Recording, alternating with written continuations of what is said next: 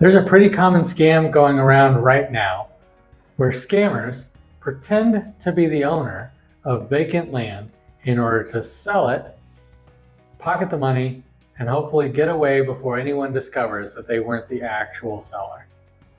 These scammers will do their research and target parcels of land that they know are vacant where the seller does not live locally.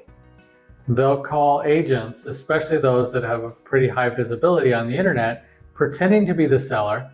They'll do their research and know how long this parcel of land has been owned.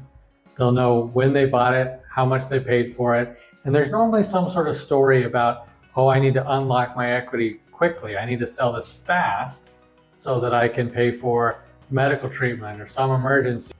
So they're willing to sell it for less than market value because they need to sell quickly. They've got an emergency. One of the easiest ways to spot this scam is to simply ask a lot of questions.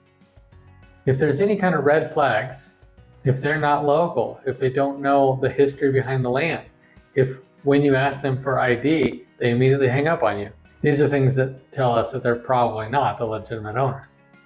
One thing that we've noticed quite a bit when these scammers call us is that upon requesting identification, they either hang up or continue with the conversation, but then never respond again.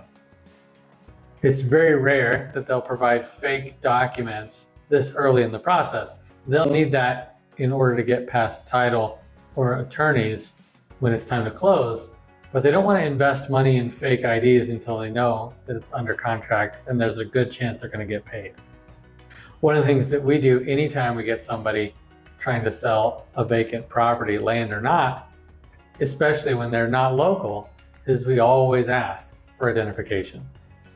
Real owners appreciate the due diligence that we're doing, and scam artists don't want to deal with the hassle, so they just move on. If you have vacant land in an area where you're not living, check on it. Make sure the deed's still in your name. Have friends, family, or neighbors keep an eye on the property, especially if they see a sign pop up. You need to be notified right away. Better to find out when a sign comes up before it's sold, as opposed to when heavy machinery shows up to start digging the foundation for a new house.